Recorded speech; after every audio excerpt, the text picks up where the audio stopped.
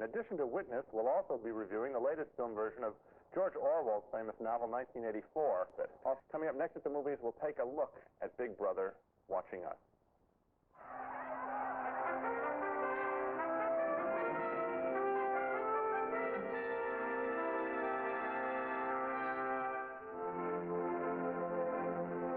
George Orwell's 1984 is one of the world's best-known novels, with its portrayal of a totalitarian state where a mysterious big brother eavesdrops on everyone, where history is rewritten, where lies replace truth, where people lose their individual identity, where having sex is a crime against the state.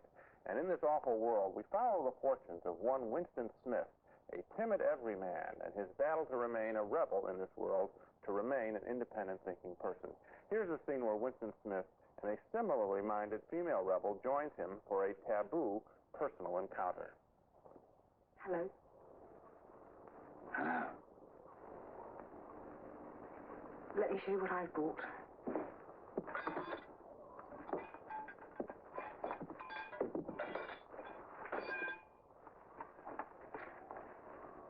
Look. What is it?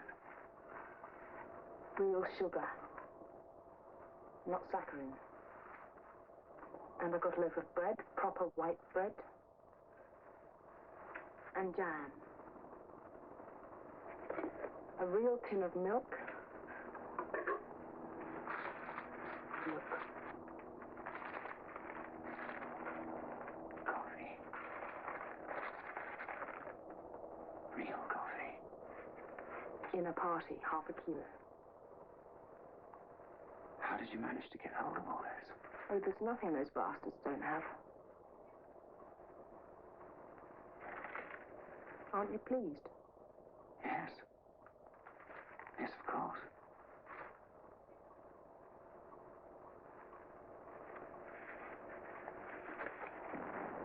We got tea. There's been a lot of tea about lately.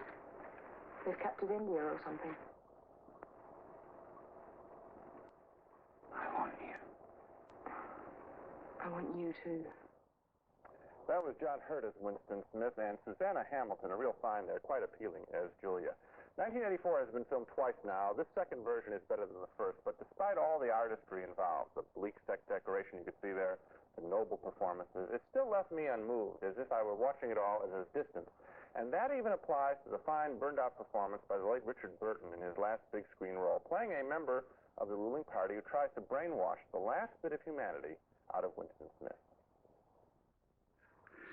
Do you remember writing in your diary, freedom is the freedom to say 2 plus 2 equals 4? How many fingers am I holding up, miss? 4. And if the party says there are not 4, but 5, then how many? 5.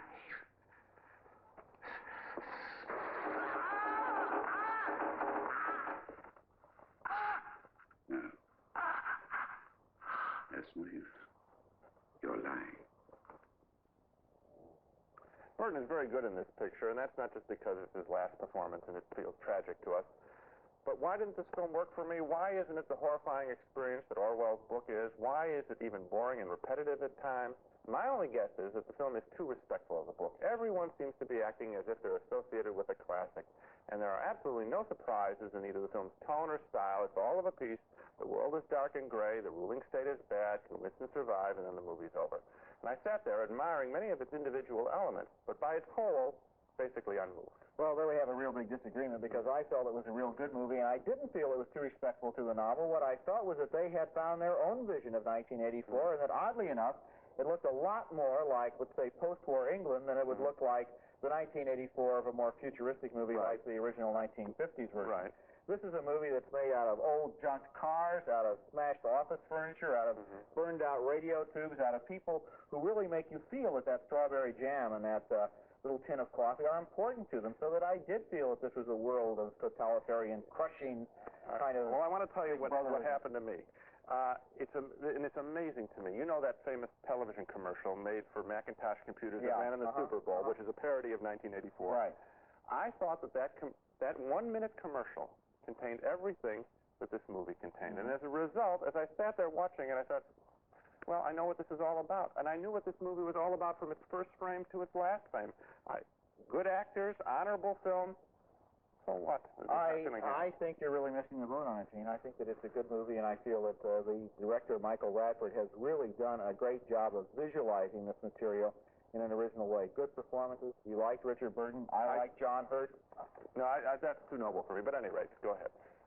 Too noble. Okay, well, we don't want to see a movie that's too noble for us. Next decision, though, on 1984, I thought it was an effective vision of George Orwell's totalitarian society. Gene thought the movie was too respectful.